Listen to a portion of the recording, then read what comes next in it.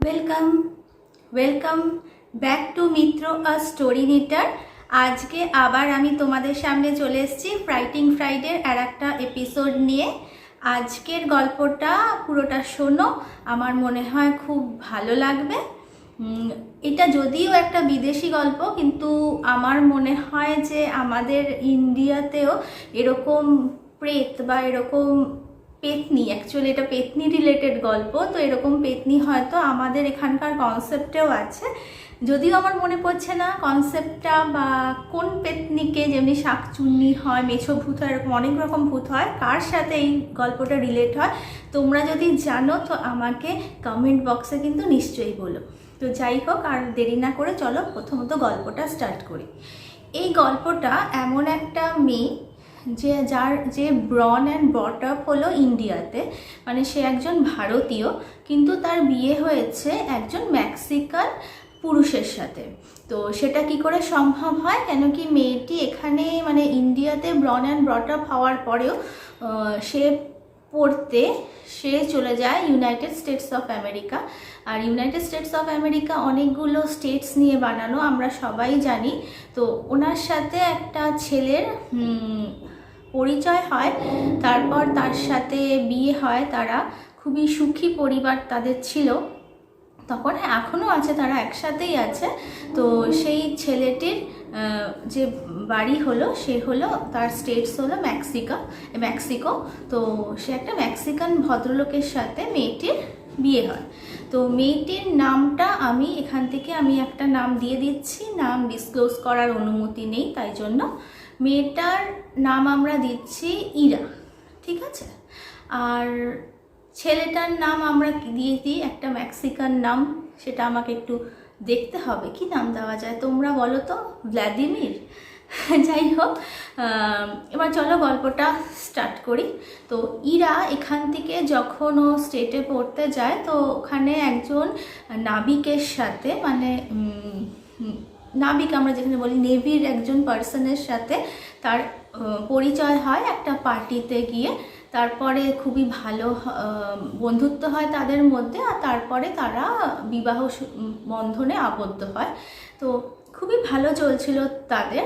তো একটা সময় পর তাদের জীবনে একটি নতুন অতিথি আসার সময় হয়েছে।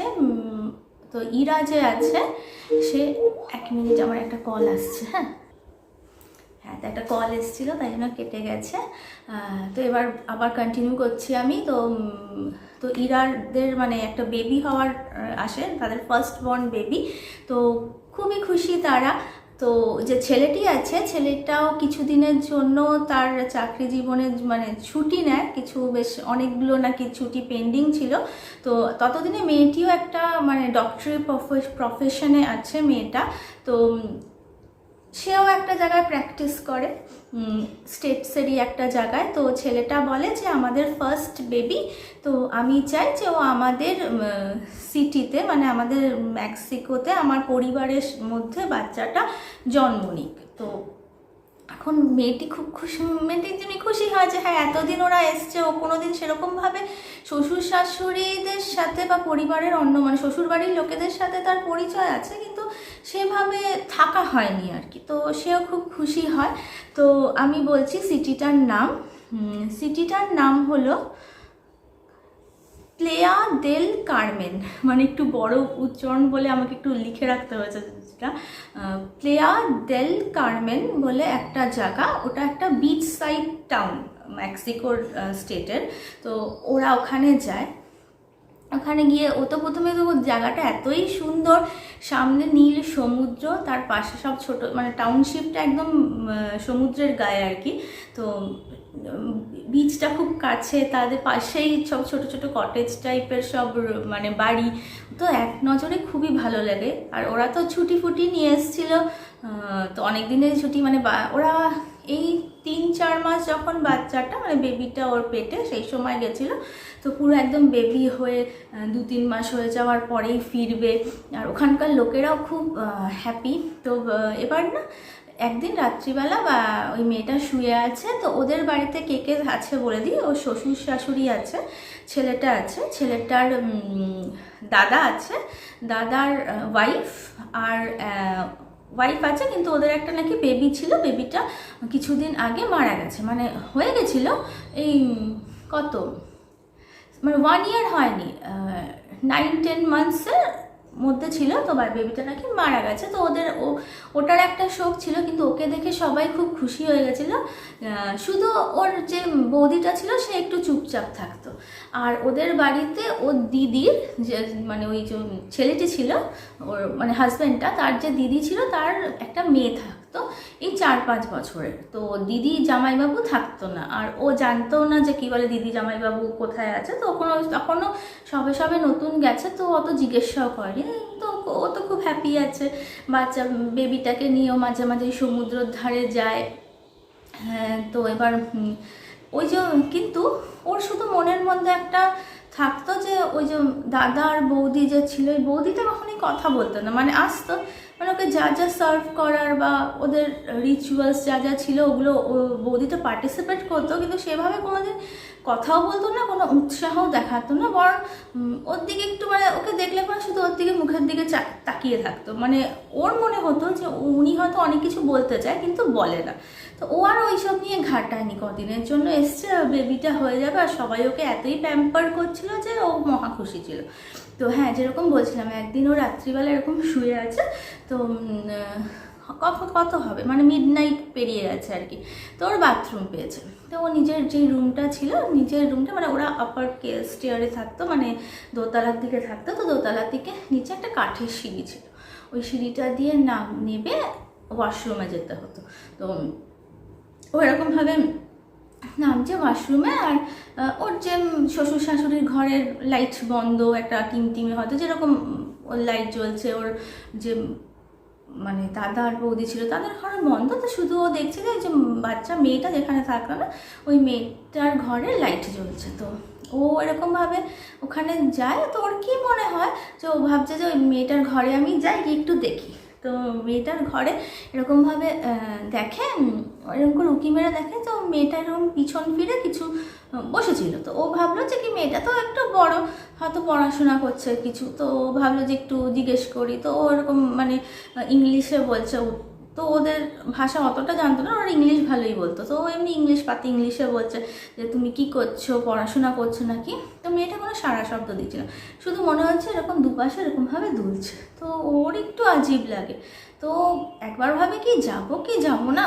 তো ও যখনই একটা পা মানে ও একদম কি বলে দরজার একদম ক্রসিংয়ে, মানে বর্ডার ক্রসিংয়ে দাঁড়িয়ে আছে, তারপর ইরা বলেছে মেয়েটা, তার ও যেই একটা স্টেপ ভেতরে ঢোকায়, মেয়েটা না এরকম ফাট করে ঘুরে যায়। আর না মানে পেছন থেকে একটা আলো আছে, মানে চারদিকটা অন্ধকার, মেয়েটার টেবিলের সামনে একটা আলো জ্বলছিল, তো যখন এরকম মাথাটা ঘোরায় ওর মাথার পেছন থেকে আলোটা আসছিল, কিন্তু ওর দেখে এত ভয় লেগে যায় মেয়েটাকে যে ও খুব ভয় পেয়ে পেছনে চলে আসে। তারপর ও তাড়াতাড়ি ওয়াশরুমে যায়, তো গিয়ে আবার যখন ব্যাক করে তখন দেখে পুরো ঘরটা বন্ধ আর কি, মানে লাইট বন্ধ। তো ভাবে কি ঘুমিয়ে পড়েছে, তো ও এবার শোয়, কিন্তু সারা রাত না ঘুম হয় না, ও শুধু ওই দৃশ্যটা মনে পড়তে থাকে যে ওরকমভাবে স্টেপ নিচ্ছে আর মেয়েটার। তারপর ওর একটা মনে সন্দেহ হলো যে মেয়েটা কি পুরো বডি শুদ্ধ ঘুরেছিল না শুধু ওর মাথাটা ঘুরেছিল।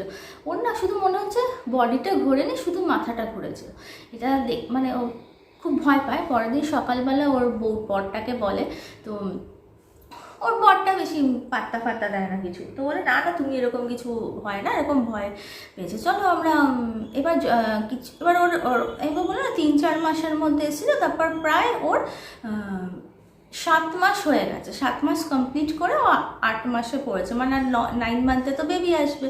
তখন ওরা বলে যে আমরা একটা খুব ভালোভাবে কিছু একটা ইয়ে করবো, মানে একটা পার্টি দেবো, রিভিলও হবে, সেক্স রিভিল তো আগেই হয়, কিন্তু ওরা তো যেহেতু ওখানে চলে এসেছিলো, আর ওর পরিবারে বলছে না আমাদের ওরকম কিছু জানার ইচ্ছে নেই, বেবি সুস্থ আছে, ডক্টর কাছে, ও তো নিজেও ডক্টর ছিল, তো সুস্থ আছে, কিক মারছে, তো আমরা একটা পার্টি দেবো, এমনি কিছু না, ফ্যামিলিটাই আসবে। তখন পার্টির অ্যারেঞ্জমেন্ট হয়, ওদের ওখানে একটা ছোট্ট লন থাকে, তো সেদিনকে ওরা পার্টি অ্যারেঞ্জ করছে, তখন দেখছে যে ও দিদি আর জামাইবাবু, মানে যে থাকতো না মেয়েটা থাকতো, দিদি আর জামাইবাবু খুব এসছে। এবার জামাইবাবুটা ঠিকঠাক ছিল, মানে একজন ভদ্রলোক। দিদিটাকে দেখে না কেমন একটা ওর একটু অদ্ভুতই লাগছে, স্কার্ট আর ব্লাউজ পরেছে না, কিন্তু চুলটা কেমন উস্কো খুস্কো, মানে ওর চোখের চাহনিটা কেমন, ওর ঠিক ভালো লাগেনি ব্যাপারটা।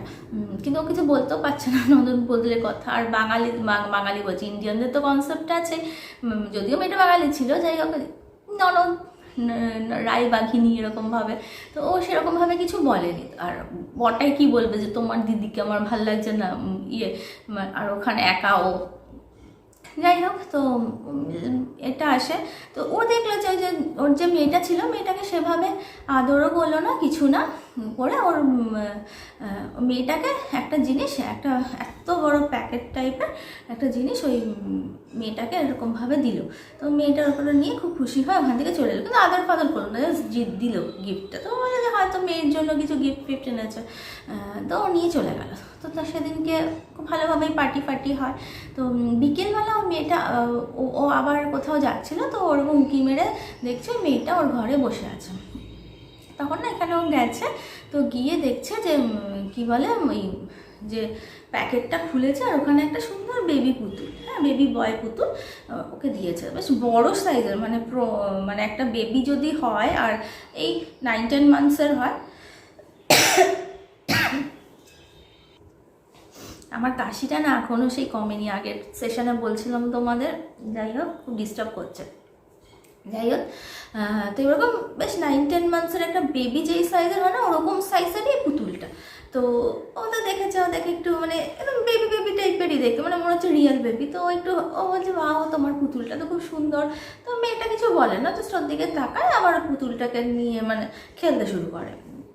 তখন ওখান থেকে ওর দাদার বউটা যাচ্ছিল, তো দাদার বউটা অমনি করে দেখে ও কিছু বলে না, মানে উনি না কথাই বলতো না ঠিক করে, হয়তো হ্যাঁ না হ্যাঁ না এরকমভাবেই জবাব দিত। ও এসে না মেয়েটাকে মানে ইরাকে এরকমভাবে হাত থেকে গ্র্যাব করে টেনে নিয়ে ওই ঘর থেকে বেরিয়ে চলে আসে। তো এবার ও বলে যে হোয়াট হ্যাপেন, কী হয়েছে তো বলো। তখন ও কিছু বলে না, ও শুধু বলে গো আপস্টেয়ার টু ইয়োর রুম, তো আর কিচ্ছু বলে না। তো ওর না একটু কেমন উইয়ার্ডই লাগে ব্যাপারটা, তো ও চলে যায়। তারপর আর কিছু হয় না। রাত্রিবেলা ওদের ডিনার হওয়ার পর সেদিনকে ওর বরটা বলে যে চলো আমরা একটু বিচের ধারে ঘুরতে যাই। তার সেদিন খুব সুন্দর হাওয়া বইছিল, জ্যোৎস্না উঠেছে, সেদিনকে পূর্ণিমা ছিল। তো ও তো খুব খুশি হয়ে গেছে, খুব ভালো লাগছে, খুব হাওয়া দিচ্ছে বিচের সাইডে, বেশি দূর তো নাও, যেমনি বললাম টাউনশিপের একদম কাছেই ওদের বিচটা, যেগুলো বলে হ্যাঁ চলো। তো ওখান থেকে হাঁটতে ওরা গেছে। এবার মানে যেখানটা কি দেখবে যে কোনো একটা বিচের মধ্যে একটা জায়গা থাকে যেখানে জমজমাট থাকে, অনেক লোক ওখানে বসে, ওদের ওই জায়গাটা ওরকম ছিল। মানে একটা জায়গা ছিল যেখানে ওই সেই শোয়া মতন যে চেয়ারগুলো হয় না, কি নাম আমি জানি না, ওই চেয়ারগুলো ছিল অনেকগুলো, ওখানে লোকেরা বসতো। ওরা তো সেই সানবার্ন করায়, সান ট্যান করায়, তো ওই সব করতো ওখানে লোকজন। সুন্দর ছাতা দিয়ে ঘেরা ছিল, ওখানে কিছু 2-1টা ওই ঠেলা গাড়িতে ওদের ওখানকার সেই কর্ন ফর্ন এসব বিক্রিও হতো। একটা জায়গা ছিল, আর একটুখানি দূরে একটা ক্লিফ মতন ছিল, ওই জায়গাটা একটু ফাঁকা থাকতো, ওখানে লোকজন অত যেত না। তো ওর বর কি বলে যে চলো আমরা ওই জায়গাটা যাই, এখানটা তো যদিও রাত হয়ে গেছে, লোকজন অনেকেই কম এসছে, তাও আছে 2-1জন, তো চলো আমরা একটু ওই জায়গাটায় দেখি, সুন্দর রোম্যান্টিক নাইট। অত খুশি হয়ে যায়। এবার ওখানে যায়। তো যাওয়ার পরে না কিছুক্ষণ পরে ওই ছেলেটা বলে কি যে আচ্ছা তুমি একটু দাঁড়াও, আমি একটু ওই ক্লিফটার পেছনে যাচ্ছি, আমার একটু বাথরুম পেয়েছে। তো বলে ঠিক আছে। তো ওখানটা এরকমভাবে বসে, তো ওখানে বসে থাকে একটা এমনি মাটিতে, মানে বালির ভেতরেই ওখানে বসে, আর ছেলেটা যায় ওখানে। তো কিছুক্ষণ পর না ওর মনে হচ্ছে কে যেন করে কাঁদছে। তো এদিক ওদিক তাকাচ্ছে, তো কেউ নেই। তো বলছে কী হলো ব্যাপারটা, তো কিন্তু ওর মনে হচ্ছে যে খুব কাছ থেকে কেউ এরকম একটা আওয়াজ আসছে, যেন কেউ ফুফিয়ে কাঁদছে, কোনো মহিলা আর কি, এরকম করে। ও না ওর একটু গাও ছমছম করতে লাগে। তারপর ও ওঠে আর ওই ছেলেটাকে ডাকে ওর হাজব্যান্ডকে, কিন্তু তখন হাজব্যান্ডটা আসে না। তো ও না একটুখানি উঠে যায় দাঁড়িয়ে, তখন ও একটা অদ্ভুত দৃশ্য দেখে। ও দেখে যে সামনে বিচ, আলো মানে মুনের আলো পড়ে চিকচিক করছে জলগুলো, আর ওখানে একজন ভদ্রমহিলা দাঁড়িয়ে আছে, চুল খোলা, ওয়েডিং গাউন পরা, ওখানে দাঁড়িয়ে আছে। তো ও প্রথমে না কিছুটা গিয়ে না একটু হকচকিয়ে গেল। তারপরে ওইখানে গিয়ে একটু দাঁড়ায়, মানে ডাকতে সাহস পায় না। তখন ওর মনে হচ্ছে যে ওই মহিলা থেকেই কান্নাটা আসছে, মাঝে মাঝে মনে হচ্ছে ওই মহিলার কাছ থেকেই কান্নাটা আসছে দূর থেকে, আর কখনো মনে হচ্ছে না চারপাশে কান্নাটা বাজছে। ও না খুব ভয় পায়, আমার কেমন গুজবাম দিচ্ছে। তারপরে ওই জায়গাটা খুব ভয় পায় যে কী হলো ব্যাপারটা, মানে কি হচ্ছে। আর না তখন ওর পেটে যে বাচ্চাটা থাকে না, মানে মনে হচ্ছে যে ছিঁড়ে বেরিয়ে আসবে, মানে এত কিক দিচ্ছে ও বাচ্চাটা। তখন না ও ও না আর এগোয় না, ও আস্তে আস্তে পেছনে এরকমভাবে পেছন চলতে, আর ছেলেটার অপেক্ষা করে না, ওখান থেকে ওদের যে বাড়ির দিকে আসে। তখন বাড়ির দিকে আসে, তখন এসে দেখে যে আবার সেই সব ঘর ঠর মানে আলো বন্ধ, মানে সবাই শুয়ে পড়েছে, শুধু ওই যে মেয়েটার ঘর থেকে আলো জ্বলছে। তখন ও যখন ওখানে যায়, তখন ওরা দেখছে যে ওই যে মেয়েটা তো আছে তারা বসে, মানে ও আর কি জানলা থেকে দেখছে, মানে ও বাইরে, মানে ঘরের বাইরে। আর ওই মেয়েটার বললো না নিচে ঘর ছিল, তো পর্দাটা সরানো ছিল, একটা আলো জ্বলছে। তো ওর কি মনে হয় ওখান থেকে জাস্ট এরকম করে হয়তো ডাকার জন্য ওই যে দরজা খুলে দাও বা কিছু, তো এরকমভাবে দেখে যে মেয়েটা আছে, তার পাশে ওই মেয়েটার বাবা, ওর মাটা আছে, আর ওই যে বডি বলছি, ওই যে বাচ্চা পুতুলটা ছিল সেটা ওখানে সামনে আছে। ওরা কিছু এরকমভাবে রিচুয়ালস করছে। ওটা দেখে আরও ভয় পায়, যেহেতু ওই ব্যাপারটা ওখানে হয়েছে, ওই যে মেয়েটার কান্না, আর তারপর ওই জিনিসটা দেখেও প্রচণ্ড ভয় পায়। আর ও খুব তাড়াতাড়ি ওপরে চলে আসে। ওপরে এসে দেখছে যে ওর বর যথারীতি আসেনি, কিন্তু ওর কি হয়, ওর মাথা ফাথা ঘুরিয়ে গিয়ে ওখানেই শুয়ে হয়তো সেন্সলেসই হয়ে গেছিলো, না ঘুমিয়ে পড়েছিল। পরদিন সকালবেলা ওর ঘুম ভাঙে, তখন দেখছে যে ওর লোকটা আছে, ওর খুব বকাবকি করে যে তুমি একা চলে এসছো কেন ওখান থেকে, আমি তো গেছিলাম, এসে দেখি তুমি ওখানে নেই। তখন পুরো ব্যাপারটা এরকমভাবে বলে যে এরকম আমি একজনকে দেখেছি।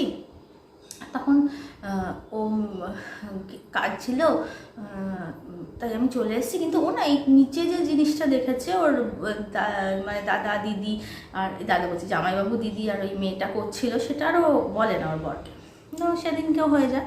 তার পরের দিন ঠিকঠাক নর্মাল যায়, আবার পরের মুন আসে। হ্যাঁ, তখন মানে 9 মান্থস, মানে কিছুদিন পরেই ওর বেবিটা হবে।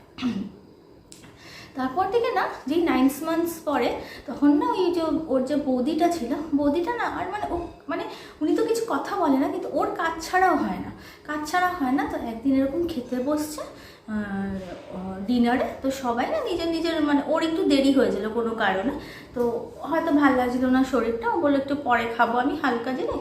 অন্যরা সব খেতে চলে গেছে, তো ওর বৌদিটা ওকে সার্ভ করতে এসেছে। ওকে এরকম বলছে, লাড়ো না গো আবে, এরকমভাবে আস্তে আস্তে বলে ও চলে গেল। এবার ও ভাবছে কী বলছে এটা, মানে কী ব্যাপারটা আমি বুঝতেই পারছি না, কী লাড়ো না, মানে ও তো জানে না ব্যাপারে। হ্যাঁ, শুধু ওকে বলছে গো আবে। তখন ও বলছে কি তুমি কিছু বলছো? তখন বলছে কি don't say two anyone, just go আবে, এরকমভাবে বলছে। তখন ওর না কি মানে একটা সন্দেহ হয়, মানে এদের মাহলটাও কেমন জানো। ওর এখন সব কিছুতে ওইটা দেখার পরে আর ওই রিচুয়ালসগুলো দেখার পর এখন সবার উপরই সন্দেহ হচ্ছিলো। তখন ও এবার নিজের ঘরে যায়, ওর বরটাকে কী মনে হয় কিছু বলে না, যদিও ওর বরটাকেও খুবই ট্রাস্ট করতো। তো এবার না ওর গুগলে সার্চ করতে থাকে লাড়ো নাকে। তখন ও দেখে, ও গুগলে সার্চ করে, তোমরাও গুগলে সার্চ করতে পারো, আমি তো স্পেলিংটা দিয়েই দেবো টাইটেলে। তো বলে যে এরকম নাকি মেক্সিকোতে একটা মান্যতা আছে যে একজন ভদ্রমহিলা, এটা অনেক দিন আগেকার কথা, যে একজন ভদ্রমহিলা খুবই সুন্দরী ছিল, সে একটা গ্রামে থাকতো। তো এবার হয় না যে কি বলে কোনো ব্যবসায়ীরা ওই পথ দিয়ে, আগে তো সে ঘোড়াগাড়ি দিয়ে যেত, তো ওরকম যেতে যেতে ওই মেয়েটার সাথে দেখা হয়। তো ওই ভদ্রলোক একটু অসুস্থ হয়ে পড়েছিল, যে ব্যবসায়ী ছিল, সেই মেয়েটার কেউ ছিল না। তো মেয়েটার বাড়িতে আশ্রয় নেয়, তো মেয়েটা ওকে সেবা শুশ্রূষা করে ভালো করে ওঠে। তারপর ওই লোকটা মেয়েটার প্রেমে পড়ে যায়, মেয়েটাকে বলে তুমি বিয়ে করবে? তো মেয়েটা বলে আমার তো কিছুই নেই। তখন বলে তো কী হয়েছে, আমি তো ব্যবসায়ী, আমার অনেক টাকা আছে, আমি আমার এখানেই থাকবো, আমি এখান থেকেই ব্যবসা করব। তো মেয়েটা এত বোকা ছিল, ও কোনো জিজ্ঞাসাই করেনি যে ওর বাড়িতে মানে বউ বাচ্চা আছে কি কে আছে। তো বলে ঠিক আছে। তো ওরা দুজনে বিয়ে করে, ও তো 1 year হয়ে যায়। তো ওদের একটা ফুটফুটে মেয়ে হয়, তারপর আবার 2 থেকে 3 year হয়ে যায়, তো ওদের একটা ছেলে হয়, মানে ওদের সুখী দাম্পত্য জীবন, একটা ছেলে একটা মেয়ে নিয়ে। তারপর কিছুদিন পরে লোকটা বলে 5-6 ইয়ার্স পরে লোকটা বলে যে আমি এখন আবার ব্যবসা বাণিজ্য করতে যাব, আমি চলে আসবো 3-4 মাস পরে আবার চলে আসবো। তো মেয়েটা তো বলে ঠিক আছে, ওই লোকটা চলে যায়, কিন্তু লোকটা আর ফেরে না। মানে 3-4 মাস থেকে 3-4 বছর হয়ে যায়, 5-6 বছর হয়ে যায়, বউটা কেমন পাগলের মতন হয়ে যায়, শুধু ওর ওয়েডিং ড্রেসটা পরে কাঁদতেই থাকে। বাচ্চাগুলোকে আর দেখে না, বাচ্চাগুলো ততদিনে অনেকটাই বড় হয়ে গেছে, একজন বোধহয় 9, একজন বোধহয় 10 এরকম হয়ে গেছে। তো একদিন কি মাথায় আসে বউটার, ওই বাচ্চাগুলোকে নিয়ে গিয়ে সামনে যে নদী ছিল ওখানে ওদের ডুবিয়ে মেরে ফেলে। ডুবিয়ে মেরে ফেলার পর সব লোকেরা তো মানে গ্রামের লোকেরা ওকে ডাইনি বলে, অনেক কিছু বলে। আর ওই শোকটা যখন ওর মানে নিজের মধ্যে আসে, ব্যাপারটা বুঝতে পারে যে ও কি বড় ভুল করে ফেলেছে, যে নিজের ছেলে মেয়েকে মেরে ফেলেছে, ও নিজেও না ডুবে মরে যায়। তা তারপর থেকে ওখানকার মান্যতা আছে যে ওই ওনার যে সোলটা, ওই মেয়েটার নাম ছিল লারোনা, ও ওই সোলটা ওখানে ভটকে আর কাঁদতে থাকে সারাদিন। এরকম কাঁদতে কাঁদতে যদি কোনো প্রেগনেন্ট মহিলা শুনতে পায় ওর কান্না, তো ওর যে মানে প্রেগনেন্সিটা নষ্ট হয়ে যায়, মিসক্যারেজ হয়ে যায়, বা কোনো বাচ্চা যদি স্পেশালি শুনতে পায়, ওই বাচ্চাটাকে আর কোনো দিন খুঁজে পাওয়া যায় না, ওকে হয় জলের ডুবিয়ে মারে। মানে ওর মানে অস্তিত্বটা, ওই সোলটা কোনো জলের কাছে, হয় সমুদ্রের কাছে, না নদীর কাছে, বা ওয়েলের কাছে, পন্ডসের কাছে, লেকের কাছে, এরকম ভটকতি মানে ও ভটকায় আর কি। শুধু বাচ্চারা যদি ওর কোনো দিন শুনতে পায়, আওয়াজ বাচ্চাটাকে তো পাওয়া যায় না, আর বড়দের মধ্যে শুনতে পেলে সেই তার তো মানে নির্বংশ হবে এরকম ধরে নেওয়া হয়। আর কোনো প্রেগনেন্ট মহিলা শুনলেও তার মিসক্যারেজ হচ্ছে, এরকম একটা মান্যতা ওদের মধ্যে আছে। তো ও তো খুব ভয় পেয়েছে যে ওর বৌদিটা কেন লাড়নার কথা বলছে। তখন ও ঠিক করে, না আমি এখানে কিছু করে হোক আমি আমার বেবিকে এখানে জন্ম দেবো না, আর তো কতদিনই আছে, 1 week 2 week আছে, তো আমি এখান থেকে চলে যাব, আমি আমার স্টেটসে ও যেই হসপিটালে কাজ করতো আমি ওখানেই মানে বাচ্চাটাকে ডেলিভার করবো। তো সকালবেলা উঠে ওরা বলে, তো প্রথমে তো ওরা খুব রেগে যায় যে না হতে পারে না, এতদিন আছে, এই আছে, আমাদের বাচ্চা আমরা এখানেই জন্ম দেবো। ওর বরটাও হঠাৎ করে দেখতে চেঞ্জ হয়ে গেছে, বরটা বলছে হ্যাঁ আমার আমার আমার বাচ্চা আমি এখানেই জন্ম দেবো। তখন বলছে না হবে না, তোমার বাচ্চা তো আমার কি না, আমি তো যাবো ওখানে। তারপর আবার দেখছে দুপুরবেলা ওদের মধ্যে কি হলো, সবাই ওকে ওকে ঘুম পাড়িয়ে দিয়ে ও বুঝতে পারছে যে ওদের মধ্যে একটা কিছু আলোচনা হচ্ছে সব অন্য ঘরে। তারপর এসে তখন ওরা বলছে ঠিক আছে আমরা মেনে নিচ্ছি, তুমি শুধু 2 দিন এখানে ওয়েট করে যাও। তখন ও বলে যে ঠিক আছে, ওর তো কিছু করার নেই, ও একা একা যেতেও পারছে না, ভাবছে ও পালাবে, শিক্ষিত একটা মেয়ে বেরিয়ে গেলে তো পৌঁছতেই পারবে, কিন্তু বেরোবে কী করে এতগুলো লোককে ফাঁকি দিয়ে। তো সেদিনকে সন্ধে হওয়ার পরই দেখছে একজন প্রিস্ট এসছে, একজন ভদ্রলোক প্রিস্টের ড্রেস পরা এসছে। তখন ও বলছে যে তখন বলছে এই আমাদের প্রিস্ট, ও খুব ভালো, তো উনি বলছে যে এখানে মানে চারদিকটা খুব শুদ্ধ ফুদ্ধ করে দেবে, তো তুমি আর মানে আমার মনে হচ্ছে তোমার খুব ভয় লেগেছে কিছু কারণে, তো তোমার ভয় নেই, উনি ইয়ে করবে, আর তুমি তো চলেই যাবে বলছে, তো উনি জাস্ট ব্লেসিংস দিতে এসে। তখন ও আর কী করে, তো ও সেদিনকে থাকে। এবার সেরকমই রাত্রিবেলা ও ঘুমিয়ে আছে। তো রাত্রিবেলা ওই তখন কত হবে 2-3টের সময় ওর মনে হচ্ছে যে ওর ঘরের দরজাটা কেউ নক করছে। তো অনেকক্ষণ ধরে ভাবছে, ওর বরটার দিকেও তাকাচ্ছে, দেখি ওর বরটা মরার মতন ঘুমোচ্ছে। তো ও উঠে গিয়ে ও যখন এরকম দরজাটা খুলতে যায় না, তখন খুলতে যাবে টক আওয়াজ হচ্ছে, তো তখন ওর মনে হচ্ছে না দরজার দিকে না, অ্যাকচুয়ালি জানলার দিকে আসছে। তো এবার ওদের তো কাচের জানলা, হ্যাঁ, তো কাচের জানলা মানে ও তো দোতলা থাকতো, মানে তুই যেমন বলেছিলাম দোতলা থাকে, ও যখন দোতলায় এরকমভাবে বলছি দোতলায় কিসের আওয়াজ, হয়তো অনেক সময় না পাখি এসে মানে যদি মুনলাইট থাকে তো পাখি এসে অনেক সময় খুটখুট করে। তো ওরকমই ভেবে ও পর্দাটা যে সরিয়েছে, দেখছে যে একটা বিভৎস মুখওয়ালা একটা মহিলা, এরকম ঝাঁকড়া ঝাঁকড়া চুল, মানে ব্লন্ডি মানে সাদা চুলের আর কি, মানে বয়স্ক না, মানে কম বয়সী একটা মেয়ে, কিন্তু বিভৎস তাকে দেখতে, সেরকমভাবে উখয় তাকিয়েছে। ও তো পুরো দেখে প্রথমে ভয় পেয়ে গেছে। আর ওর মাথায় যথেষ্ট ভয় পেয়েছে, নাহলে ওর এটা ভাবা উচিত ছিল যে দোতলায় একটা বাইরে কি করে মহিলার মুখও দেখতে পারে। তো এরকমভাবে প্রথমে তো ভয় পেয়ে গেছে, তারপরে ও আবার ভালো করে দেখছে তো কেউ নেই, তো ওর একটু শান্তি হয়েছে। তখন এই কথাটা যে আমি আগে বললাম ওইটা ওর মাথায় এসছে যে আমি কি দেখে, তাহলে বোধহয় আমি কিছু হ্যালুসিনেট করেছি। আর ওই আগের দিন ও গুগলে সার্চ মার্চ করেছিল, ওই সব দেখেছে ছবি মবি ওই সব দিয়েই, কারণ কি ওই লাড়নার ব্যাপারে যখন সার্চ করছিল তখন অনেক ছবি ফবিও আসে গুগলে, ওই সব দেখে ওর মাথায় বোধহয় এসছে, করে না ও একটু ভয় পেয়ে গেছে, করে এবার ও এরকম করে করে হয় না মুখে ঘাম ফাম হয়ে গেছে, তো ও একটু আয়নার সামনে গিয়ে একটু মানে এরকম করে দেখছে, মেয়েরা যেরকম একটু সাজতে ভালোবাসে, ও একটু রাত্রিবেলা হলে একটুখানি ঘাম ফাম হচ্ছে, একটু হাঁপিয়ে গেছে, এরকম করে জল খাওয়া, ওখানে জলের বটল রাখা ছিল, এরকম করে খেতে যাচ্ছে, তখন না ওরকম করে আয়নার দিকে তাকিয়ে দেখছে ওই মুখটাই এবার পুরো সাদা গাউন পরা একটা পেছনে দাঁড়িয়ে আছে। ও খুব আরও ভয় পেয়ে এরকমভাবে পিছনে তাকিয়েছে, দেখছে কেউ নেই, এবার পিছনে তাকিয়ে যেই সামনে তাকিয়েছে দেখছে ওর মুখের সামনে ওই মহিলাটা, বাবু কি ভয়ানক ব্যাপার, মুখের সামনে ও তো দেখে বিভৎস চিৎকার করে ওখানে অজ্ঞান হয়ে যায়। তারপর তো ওর জ্ঞান থাকে না, তারপর পরের দিন কেটে গেছে, ও নাকি একটা দিন পুরো ইয়ে ছিল, মানে কোমাতে ছিল, ওর কোনো জ্ঞান ছিল না। তারপরের দিন যখন ও ওঠে তখন ওঠে না, ওর প্রথমেই ওই কথাটা মনে পড়ে, আর ওর মনে হয় বেবি, তখন ওই রকমভাবে বেবি এরকমভাবে করে দেখছে যে কিচ্ছু নেই, মানে ওর পেটটা পুরো নর্মাল, মানে একটা 9 মান্থসের মার বুঝতেই পারছো কতটা বেবি থাকে, সেটা নেই, জাস্ট কিচ্ছু নেই, একদম প্লেন।